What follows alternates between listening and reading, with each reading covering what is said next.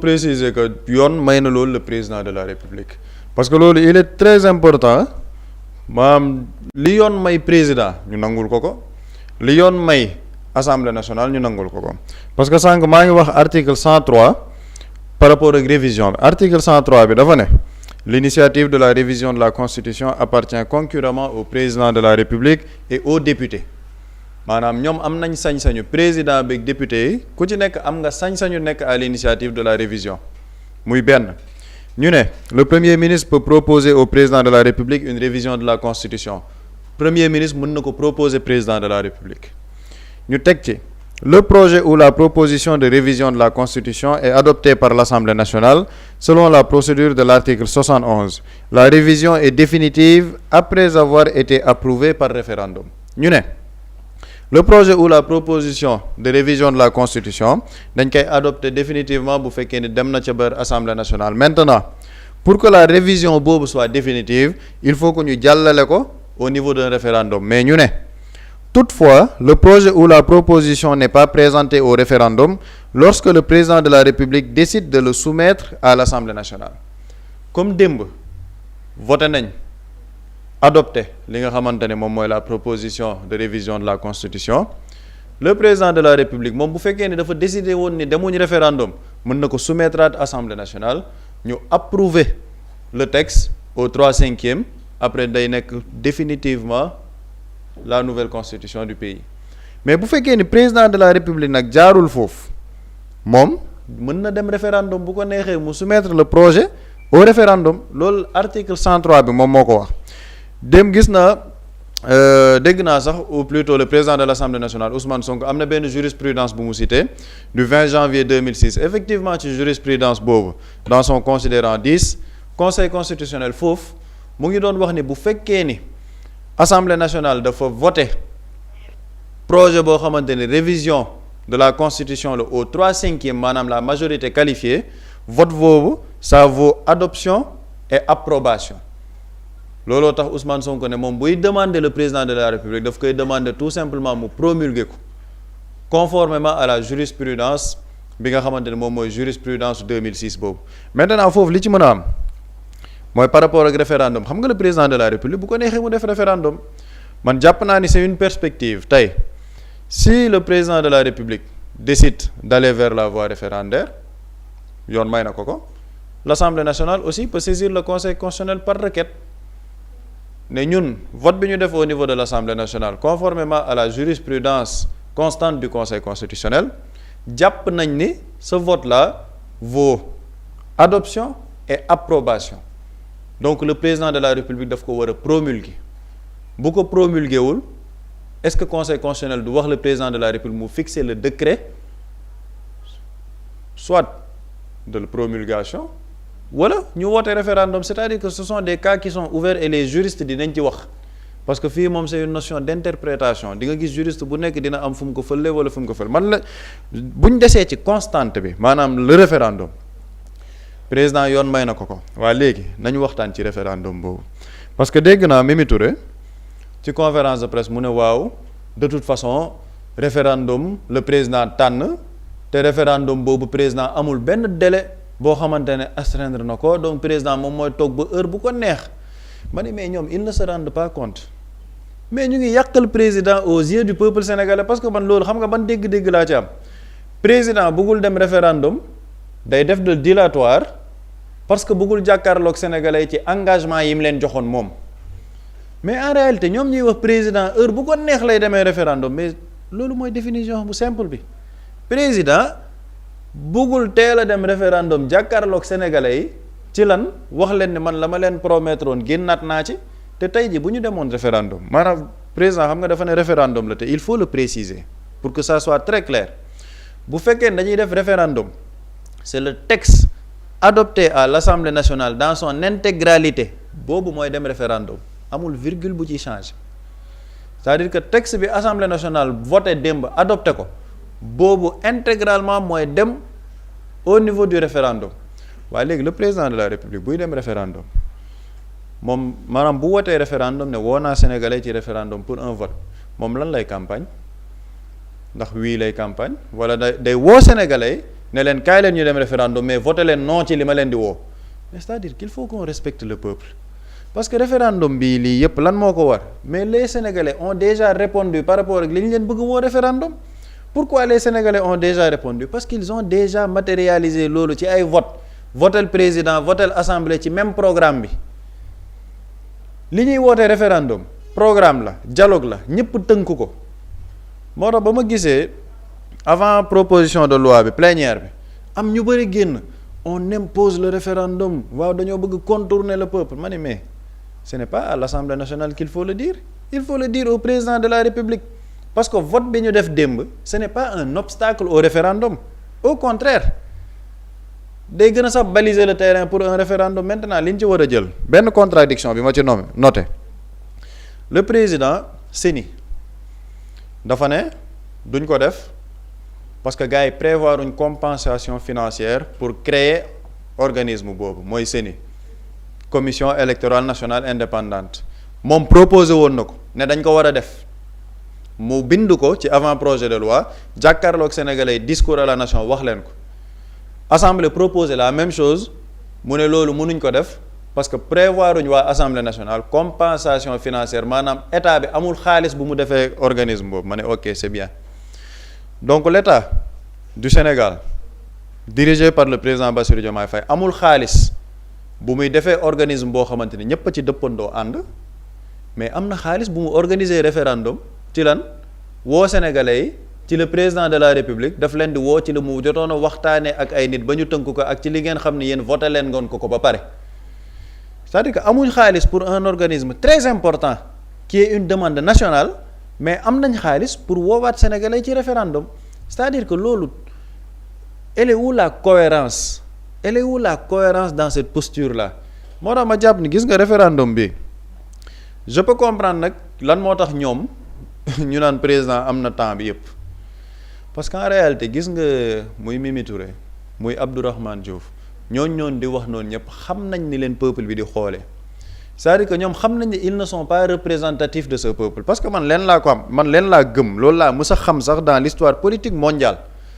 un président qui se juge légitime populaire moom mu jàpp ne moom il a le peuple avec lui c'est-à-dire que du sax tergiverser pour woote référendum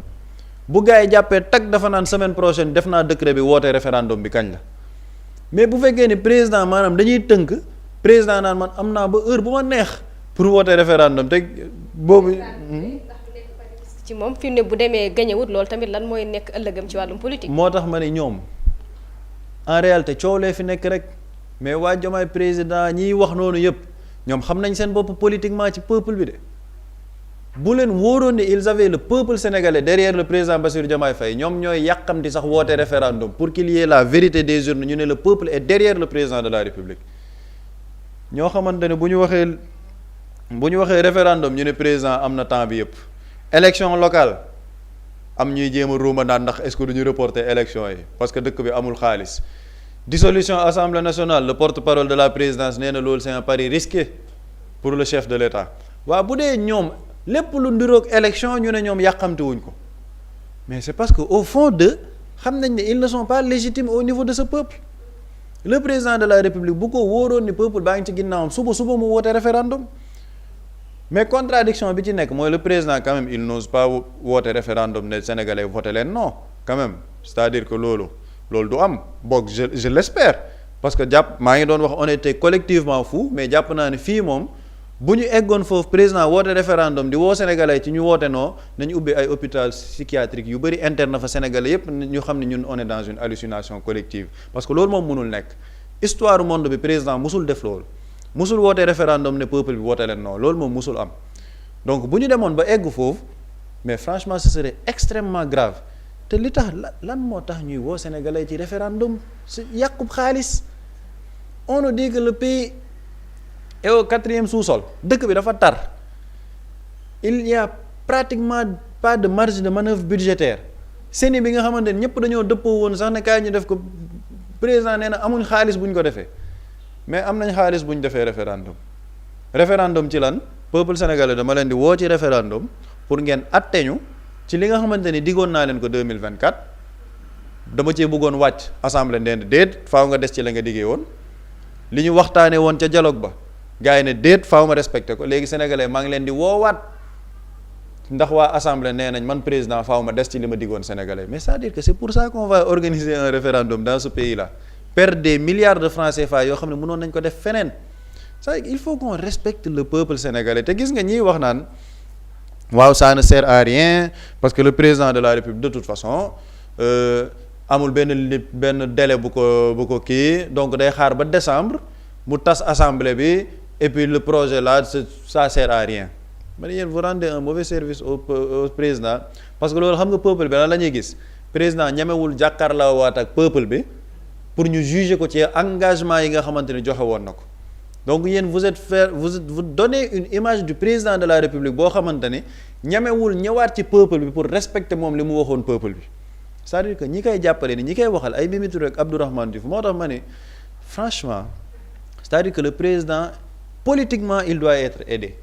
parce que bu dee ci Mimi Touré ak Abdourahmane Diouf yi ma seetaan noonu la jàpp ñooñu ñoo ko war a waxal mais franchement sa carrière politique wax dëgg neex yàlla c'est un mort-né c'est li maanaam loo xamante ne juddoogul sax dee na parce que Mimi conférence de presse Mimi Touré lan la fa wax Ousmane Sonko dafa mënul moo tax ñu dàq ko waaw bu leen neexee nag ñu toog ci réseaux sociaux yi wax ba suba mais loolu moom moo am waaw Abdourahmane Diouf fële boo bëggee nekk guide de la révolution da ngeen génn ci réew mi génn ci république bi mais doo ko defee ci république ma ne bon sang c'est-à-dire que ñii ñooy les membres de ce gouvernement là il faut que les Sénégalais maanaam ñu xool li nekk di xew ci biir réew mi Mimi Touré ki di que non li ñuy def nii du urgence parce que sénégalais yi ñoom li ñu leen di xaar mooy mbënd maa ngi ñëw campagne agricole ma ni mais bon sang qui est premier ministre Al Aminou Lo où sont les ministres de la République du gouvernement du président Bassirou Diomaye Faye fan lañ nekk ñoom ci seen bopp ils sont dans la négation du gouvernement parce que bu dee dañu naan waa assemblée ñoom loolu la ñu war a tal loolu mooy yéen gouvernement bi jëriñu ñu dara et puis seen pensée moo leen trahir rek parce que sénégalais tamit loolu la ñu xalaata Alpha Thiam il a fait le tour des chanteurs le ministre bi nga xamante ni c'est le ministre auprès du ministre de l'agriculture ses premières sorties lan la bi ma bokkal Thiès rencontrer les chefs religieux nee na ba mu paree lan la ci def réunir la coalition Diomaye président à Thiès nee na parce que da leen war a wax les orientations du président de la République les autres ministres ci lan lañ nekk ministre Idrissa Samb campagne au niveau du Jolof ministre Abdoulaye Gueye moom nee na moom it mu ngi wër les chefs religieux te ministre du gaaruwaale na bàyyi loolu ministre du gaaruwaale politiquement mën nga def sa politique mais ministre du gaaruwaale c'est-à-dire que ñoom les ministres qu'on a dans ce gouvernement ci loolu lañ ne moo tax ay Abdourahmane Diouf ak Mimi Touré bu ñu ñëwee di dal ci Ousmane Sonko t'as l'impression que Ousmane Sonko il est premier ministre il n'est plus premier ministre il est où Al Aminou Lo anamu ci biir réew mi gis naa sànq ci chat bi ku koy laajte ne mais ana suñu premier ministre mais ñun tamit on demande où est notre premier ministre où sont nos ministres lan lañ nekk di liggéey actuellement le pouvoir n'est pas au niveau de l'Assemblée nationale il y a un pouvoir exécutif il est où le président de la République ci li ñuy waxtaanee nii yépp il a choisi la voie du référendum mais qu'il s'adresse au peuple sénégalais ne peuple sénégalais dama leen bëgg woo ci référendum ci lii et les sénégalais nañ bàyyi xel leen bu ñu waree dem référendum donc ça veut dire que local 2027 la bu ñu ko reporté wul parce que loolu maa ngi ciy bàyyiloo xel sénégalais yépp normalement le président doit prendre le décret pour fixer la date des élections locales am na ndaje bu muy def ak les maires le 2 juillet foofu bu ñu fa jéem a ut benn artifice ay décentralisation découpage territorial lii moo tax il faut ñu élection bu ñu ko reporter les partis politiques sont prêts Thierno Bocoum am na partem pare na day laaj mairie Thiès keneen ak keneen pare na nañ dem ci élection yi donc bu ñu demee 2027 dinañ def élection locale référendum bu dee dañoo tas assemblée comme ñoom ni ñu koy théoriser donc on va faire 3 élections en 2027 ñu charge yooyu ñu teg ko lan suñu état du Sénégal parce que les gens ne veulent pas respecter la volonté du peuple ñoom il n'est pas le président de la République ci ñuy nekk di wax nii référendum bi normalement si on avait une opposition sérieuse et la société civile xam nga ñoom semaine bi yëpp dañ doon kaas ne référendum waaye léegi comme président nee na référendum la bëgg nañ teg pression président de la République nag président dans les plus brefs délais na fixer la date du référendum pour que sénégalais yi dem voter ji mais xoolal doo leen dégg ñu wax ko fii ba suba doo ci dégg kenn ku ne président fixer date du référendum parce que ñoom ci seen bopp bëgguñ dem référendum yàqamti wuñ référendum parce que xam nañ ni leen peuple bi di xoolee xam nañ ni ils sont très minoritaires ñun ñoo nekk fii baax nii rek di expliquer sénégalais yi di leen expliquer vraiment quels sont les contours du référendum juridiquement fan la taxaw ak yooyu mais ñi koy laaj ñiy laaj ci référendum ak ñi décider bëgg dem référendum bëgguñ dem référendum parce que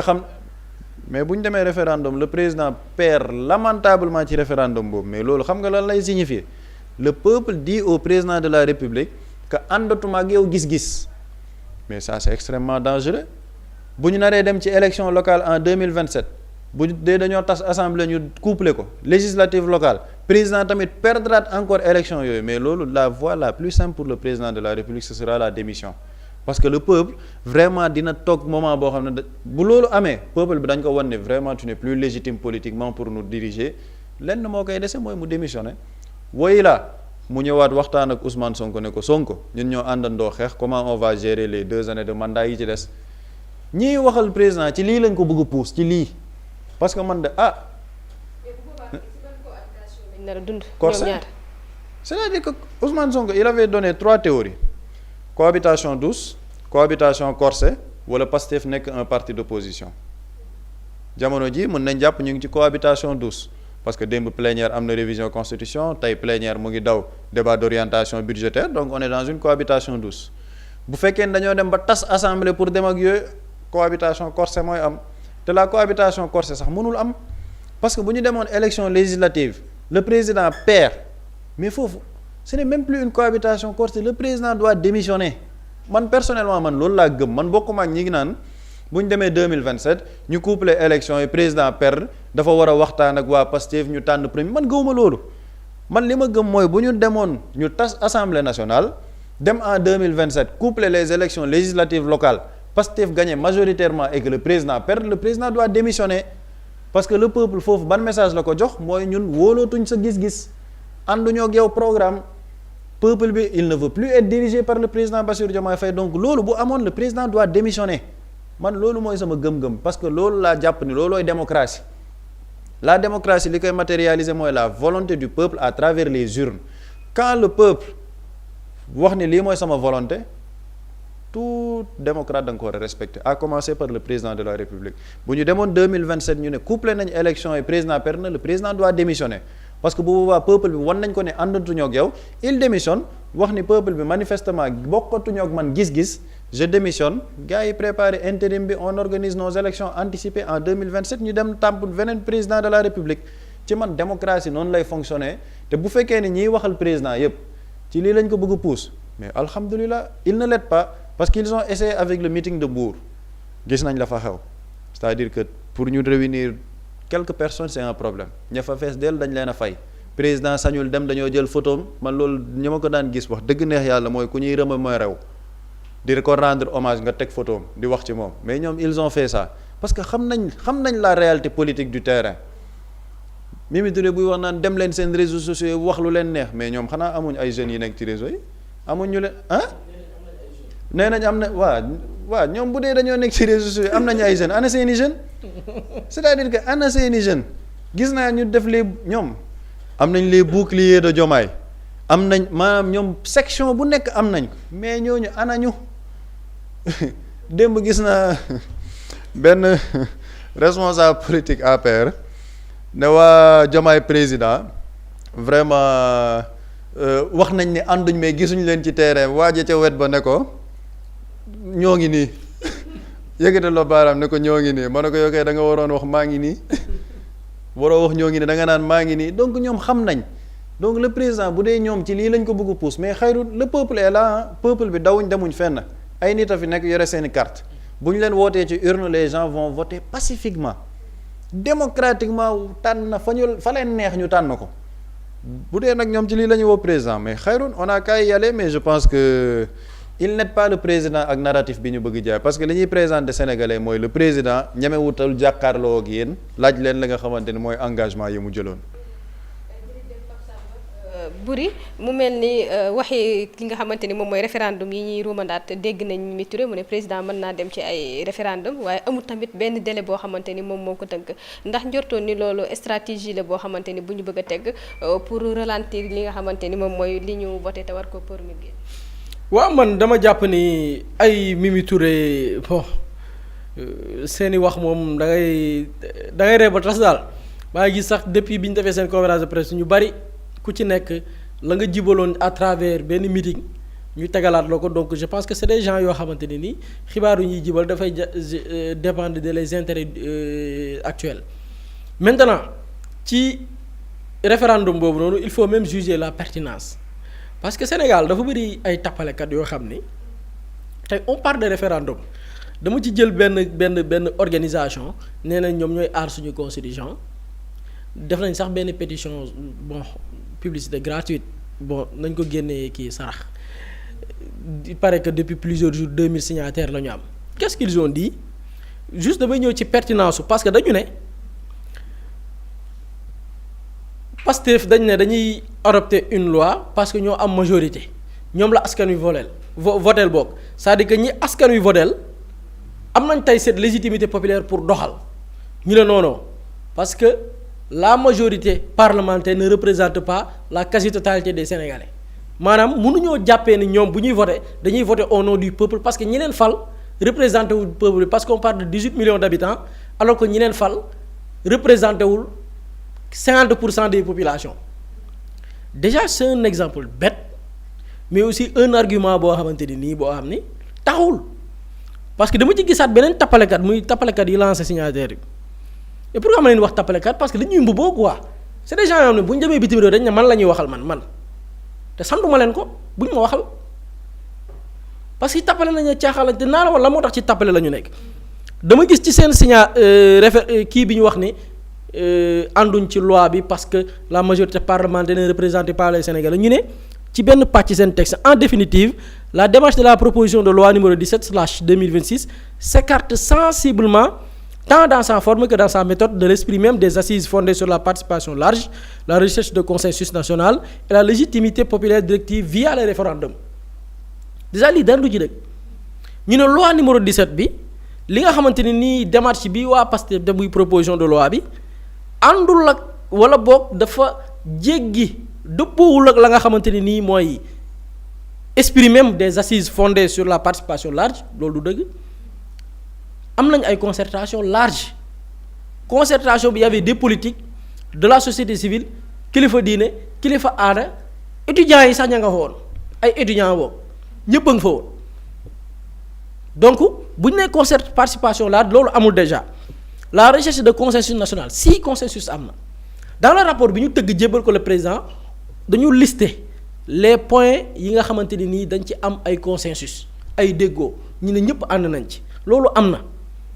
ñu ne waaye la légitimité populaire directe via le référendum nag fii mooy daj dëpp gi ñu ne bu loolu lépp weesoo nag d'accord faussé nañ ñaari piste yëpp muy concertation am na ndax am na consensus am na des accords yoo xam trouvé nañ ko ñëpp déggoo ci ñu jafandu ci référendum bi mooy jafandu bi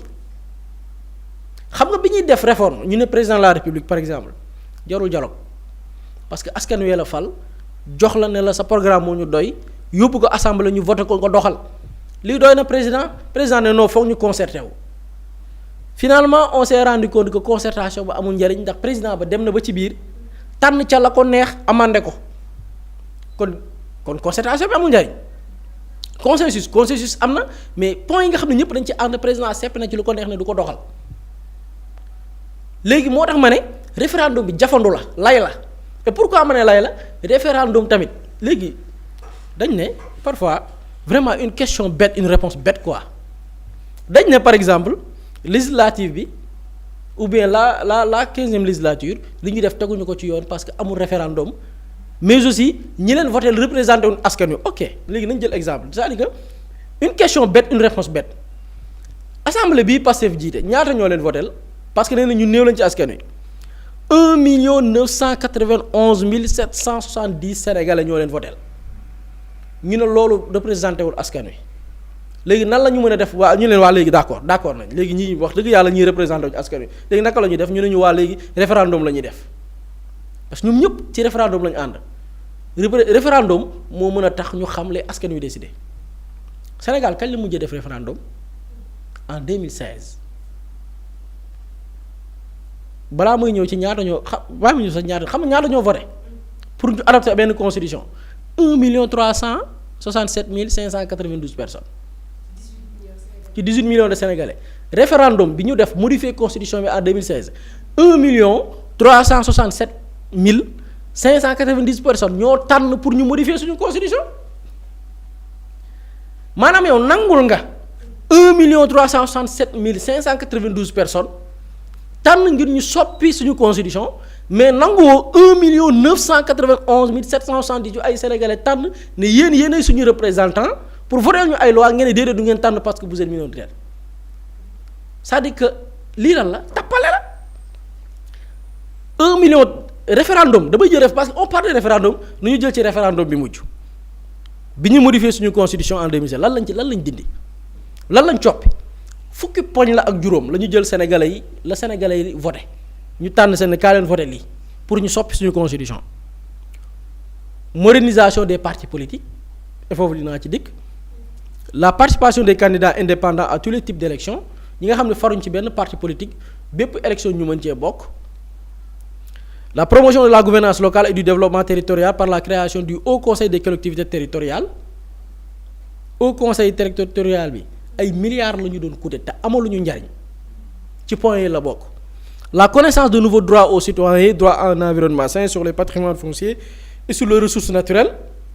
le renforcement de la citoyenneté par la considération du devoir du citoyen la restauration du quinquennat pour le mandat présidentiel jëlee ko juróom-ñaari at yóbbu ko juróom le renforcement des droits de l'opposition et de son chef la représentation des Sénégalais de l'extérieur l'élargissement des pouvoirs de l'Assemblée nationale l'augmentation du nombre xam nga tey ñu ngi wax wàllu charge conseil ci li ñuy adopté fukki poñ ak juróom yi dafa bokk ci yokku conseil constitutionnel juróom yóbbu ko juróom-ñaar bari na mais dama ciy lim rek yéen ñi ci ëpp solo lii lépp dañ ci modifier constitution bi soppi constitution bu Sénégal lii ak yeneen points yi ëpp bari na xam nga ñaari nit ñoo ko voté 1,367,592 personnes ñoo voté lii pour soppi mandat wu président soppi doxalinu assemblée nationale créer benn haut conseil des collectivités territoriales boo xam ne amoon nañu njariñ ci lañ ko créer mu coûte ñu des milliards lii lépp ci lañ ko def woo Sénégalais yi ñu voté pour lan le statut du chef de l'opposition le pouvoir des partis politiques loolu nga xam ne nañu dem solal Sénégalais dépenser ci ay milliards après appliqué wuñ ko sax far lii 1,360,000 personnes ñoo ko décidé à travers un référendum léegi ni naan dama naan une question bête une réponse bête léegi 1,367,000 personnes ils représentent les Sénégalais te boo wootee woon référendum gëm naa ni limba dina yemook ña nga xamante ni nii xëy na peut-être ñoo tabb assemblée wii nii te ngay voté moo xam wii walla non donc dañu am des gens yoo xamante ni man pour man dañu nekk ci ray temps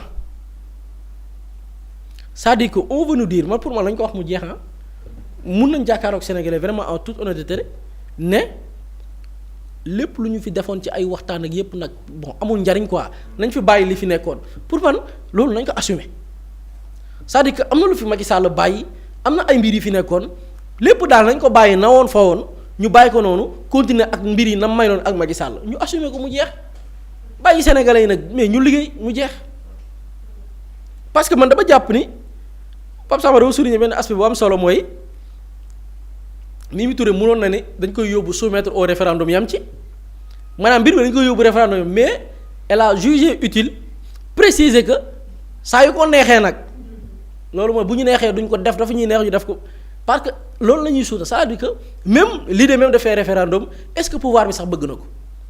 parce que boobu aussi c'est un pari risqué bi Abdoulaye Tine demee RFI journaliste bi ne ko bu ngeen tasee assemblée bi dem ci beneen assemblée est-ce que dem ci beneen élection législative est-ce que c'est pas un pari risqué boobu noonu di leen yor ci législative moo leen di yor ci référendum bi c'est-à-dire que débâcle lay nekk pour le président woote référendum ñàkk ko sa légitimité xam nga tey ñu ngi questionner sur sa légitimité mais foofu sa légitimité ça interpelle parce que parti bi ko bootoon génn na nekkatul ak parti ba léegi moom kese la